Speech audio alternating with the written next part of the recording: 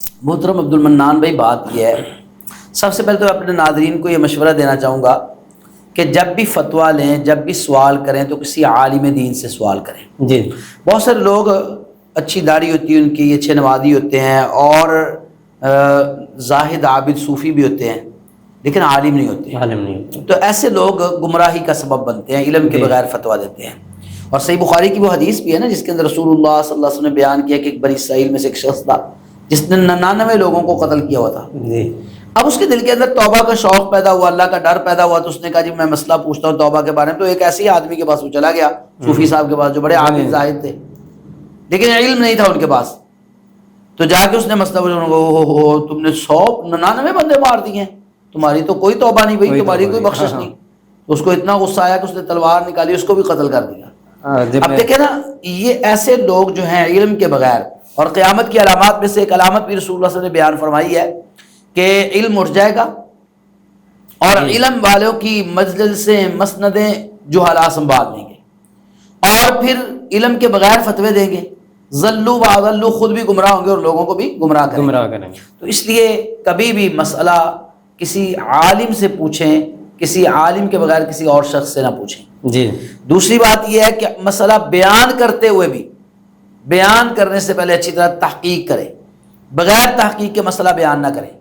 اب یہ دیکھیں، صبر ایک الگ چیز ہے، جی جی، اور شادی کرنا ایک الگ چیز ہے۔ الگ چیز۔ آپ کیا سمجھتے ہیں کہ اگر کوئی دوسری شادی کر لیتا ہے بیوی کے فوت ہونے کے بعد، یا بیوی خامد کے فوت ہونے کے بعد عدت گزار کے اپنی دوسری شادی کر لیتی، تو کیا اس صبر کے خلاف ہے؟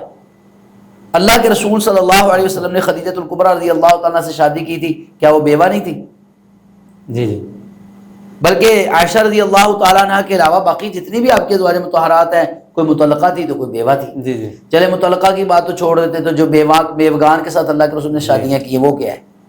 اچھا، پھر آپ اندازہ کریں رسول اللہ صلی اللہ علیہ وسلم کے دور کے اندر کتنے ایسے صحابہ شہید ہوئے ہیں جی، اور فوت ہوئے ہیں، اور ان کی بیواؤں نے آگے شادیاں کی، بے شمار دلائل موجود ہیں حدیث کے اندر۔ تو حضرت عثمان غنی رضی اللہ تعالیٰ عنہ، ان کے بارے میں بھی اللہ کے نبی صلی اللہ علیہ وسلم کی جو بیٹیاں، جی بالکل، وہ بھی واقعہ ایسے ہی ہے۔ عثمان غنی سے جب پہلی بیٹی فوت ہوئی تو رسول اللہ نے دوسری بیٹی کا نکاح دے دیا۔ جی جی، ٹھیک ہے، تو مطلب یہ کہ بہت ساری ایسی مثالیں موجود ہیں کہ مردوں نے بھی نکاح کیا اپنی بیویاں فوت ہونے کے بعد، اور عورتوں نے بھی اپنے خاوند فوت ہونے کے بعد عدت گزار کے نکاح کیے۔ جی، بلکہ میں یہ سمجھتا ہوں کہ شریعت یہ کہتی ہے، اسلام یہ کہتا ہے، قرآن مجید یہ کہتے ہیں، وَأَنكِحُوا الْأَيَامَ مِنكُمْ، سورۃ النور کی آیت، وَأَنكِحُوا الْأَيَامَ مِنكُمْ، جو تم میں سے ایّم ہے ان کے نکاح کر دو۔ ایّم کس کو کہتے ہیں؟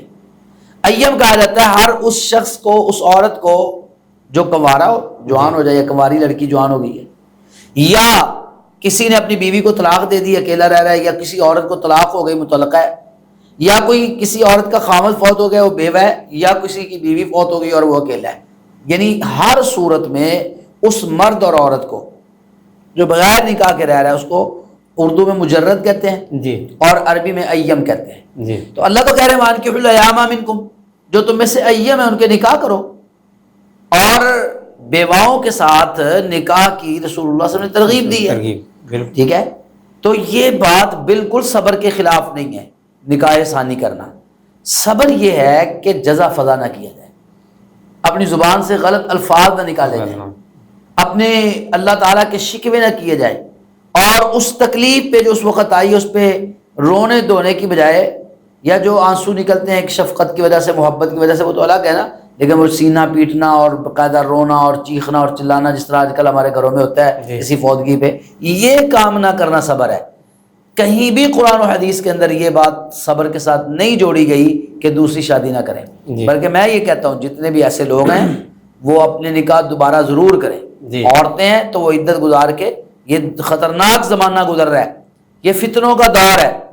بیوہ عورتیں جو ہیں نا، آپ ان سے پوچھ کے دیکھ لیجئے، ہمارا تو بیوہ پڑتا رہتا ہے، آپ کو پتہ ہے ہمارا یتیم خانہ ہے، اور وہ بچے یتیم ہمارے پاس رہتے ہیں، ان کی بیوائیں مائیں جو ہے نا آتی رہتی ہیں، اور ہم ان کے حالات جب پتہ چلتے ہیں تو اللہ کی قسم بیوہ عورت کو تو لوگ ویسے ہی وہ جاتے ہوئے کوشش کرتے ہیں لین مارنے کی کہ چلو یہ اکیلی، اس کے ساتھ جو مرضی لین مارو، جس طرح مرضی کرو، شاید سیٹ ہو جائے۔ مطلب یہ ہے کہ بیوہ عورت کو زندگی گزارنی بہت مشکل ہے اکیلے۔ تو میں یہ کہوں گا مرد حضرات کو بھی ایک سے زائد شادیاں کریں، اور بیوگان کو اپنی شادیوں میں لے کے آئیں۔ پہلی بیوی موجود ہے تب بھی دوسری شادی کریں، کسی بیوہ کے ساتھ نکاح کریں۔ اگر اللہ تعالیٰ نے آپ کو وسعت دی ہے، طاقت دی ہے، مال دیا ہے، تو کسی بیوہ کا سہارا بنیں، اس کو اپنی بیوی بنائیں اور اس کا ساتھ. اور بیوہ عورتوں کو بھی میں کہوں گا ایسی لوگوں کی باتوں میں نہ آئیں، بلکہ نکاح. کئی عورتیں کہتی میں جی بچوں کی خاطر جی میں نکاح نہیں کر رہی، بچوں کی خاطر نکاح نہیں کر رہی. وہی بچے بڑے ہو کر ماں کے سر میں کھیر ڈال رہے ہوتے ہیں، وہ ماں کی بات ہی نہیں مان رہے ہوتے اور ماں کو تنگ کر رہے ہوتے ہیں. تو کیا آپ نے کرنا ہے؟ تو نکاح ثانی کرنا چاہیے، اور یہی شریعت کہتی ہے. وہ جو بات انہوں نے کہی بالکل غلط ہے، شریعت کے خلاف ہے. بالکل